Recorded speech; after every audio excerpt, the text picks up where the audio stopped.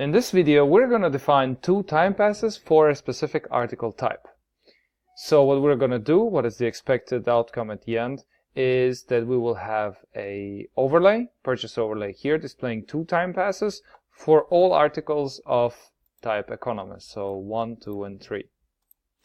Now we have to start with two assumptions here, and the first assumption being that we have all of our articles separated neatly into identifiable URLs.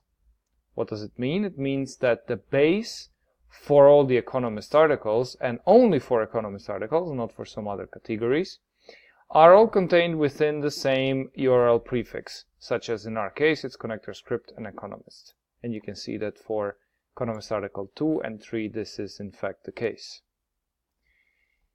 Now a second assumption is that if we go back to our source code here, is that our script, the connector script, is loaded. That is, it's present in all three economist articles. So in economist article 1, 2, and 3. Okay, now that we have defined all the assumptions, we can start creating the time passes themselves. In order to do that, we go back to our connector dashboard, we go to time passes, we click on the plus button. We have to put in a title and a description. Again, remember, this is something that will be seen by the end user. So let's put something like 2-hour time pass and all economist articles for 2 hours. Again, we have to select a path prefix match here. And then we would select this point, this part here. This is the prefix that's going to be matched. Now remember, if you didn't fill out one of the two requisites, which was to have them neatly organized like here, you are going to need to use article ID and then to reference your articles via this article ID. This is something that will be discussed in one of the next use cases, and you should also check out the level that deals with article ID and in-page configurations.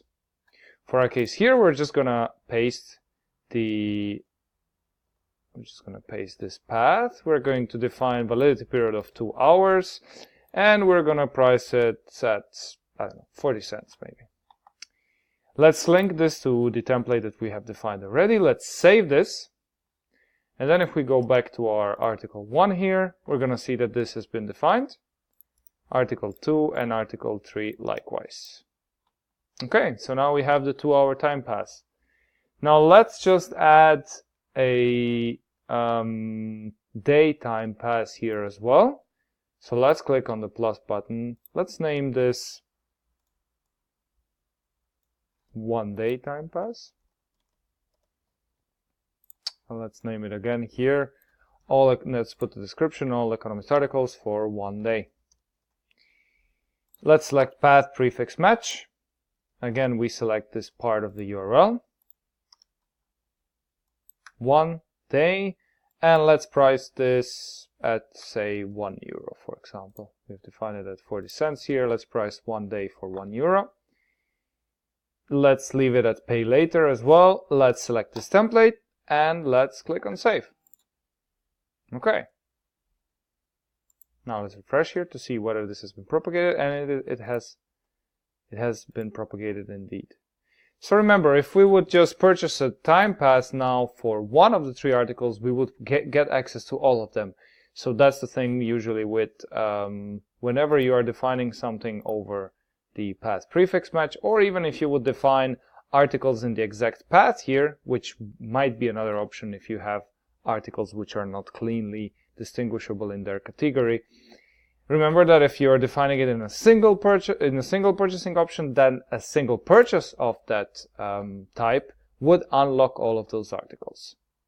So that's it. We have achieved our objective for this video.